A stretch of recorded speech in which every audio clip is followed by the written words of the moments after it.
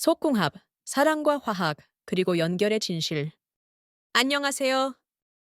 오늘은 우리가 삶에서 종종 궁금해하는 주제, 속궁합에 대해 이야기해 볼까 합니다. 속궁합은 마치 로또처럼 불확실하고 어떤 사람들에게는 복권에 당첨된 것만큼이나 특별하게 느껴질 수 있는 주제이죠. 하지만 속궁합이란 단순히 좋다, 나쁘다로 정의할 수 있을 만큼 간단한 문제일까요?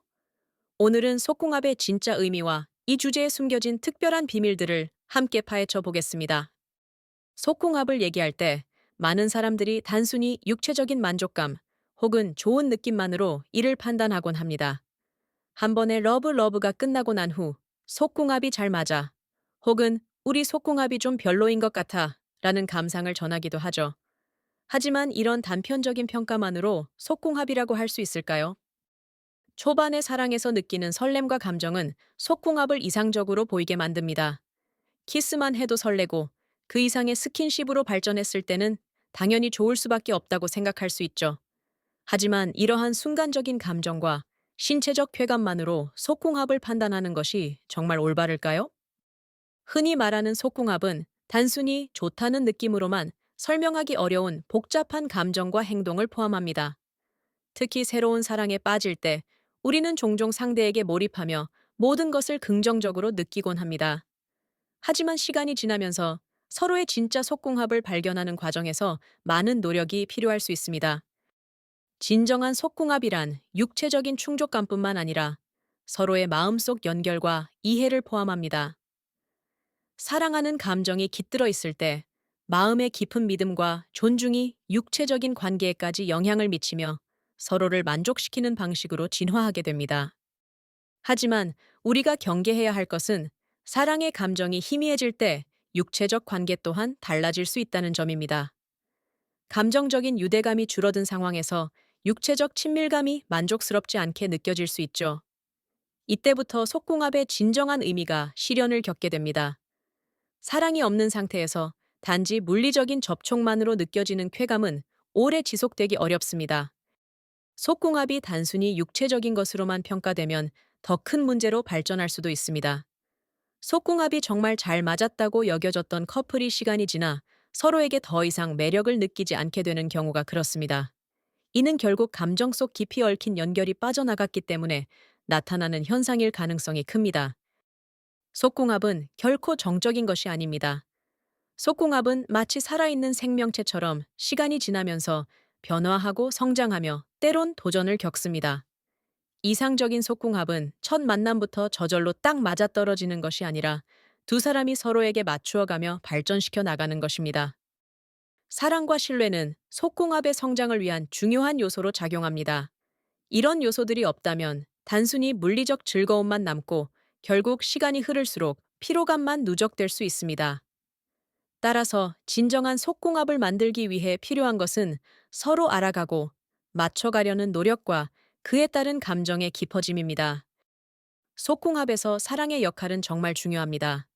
사랑이 존재할 때 우리의 육체는 더 이상 단순한 접촉의 수단에 그치지 않고 마음과 연결된 또 하나의 소통 방식으로 변화합니다.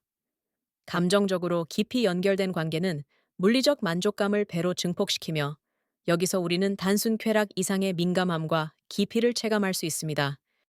사랑은 속궁합을 단순 선천적 화학 반응으로 정의하기에는 부족하게 만듭니다. 사랑하며 서로를 깊이 이해하고 한국말로 서로의 감정을 잘 읽는 관계가 될수록 성적으로도 더 충만한 관계를 만들어 나갈 수 있죠. 그렇다고 속궁합은 늘 같은 모습으로 남아있지 않습니다. 우리가 개인적, 사회적, 생리적으로 변화함에 따라 속궁합에도 영향이 미치게 됩니다. 예를 들어 연애 초반의 강렬한 설렘이나 육체적 끌림은 시간이 지남에 따라 자연스럽게 약해질 수 있습니다.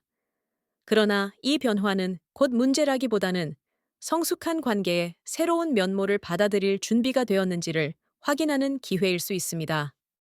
속궁합이란 항상 발맞추듯 최적화되는 것이 아니라 서로를 끊임없이 이해하려는 노력과 협력 속에서 균형을 잡아가는 과정입니다.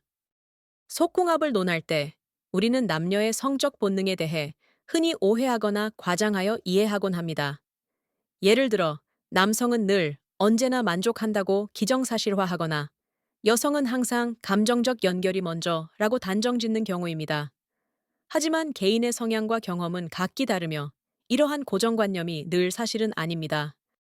한 커플의 속궁합이 다른 커플과 비교했을 때 차이가 있다는 이유로 잘못된 속단을 내리는 일은 피해야 합니다.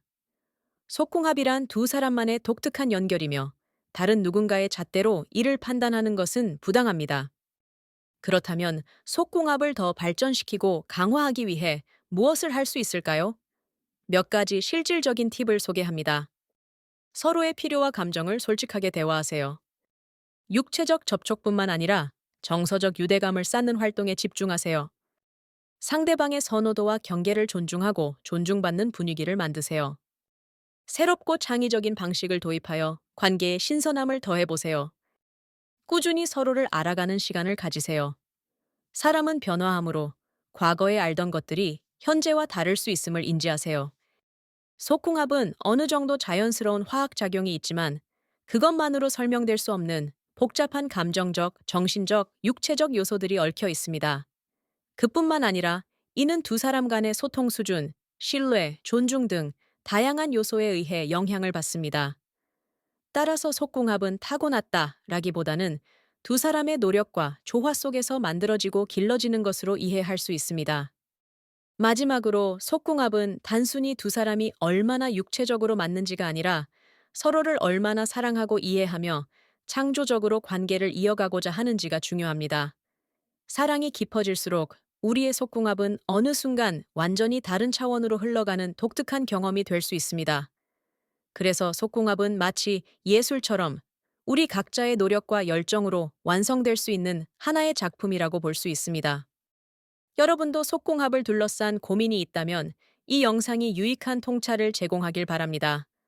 오늘 이야기해본 주제와 관련해서 더 나누고 싶은 생각이 있다면 댓글로 편히 남겨주세요. 함께 이야기 나누겠습니다. 감사합니다.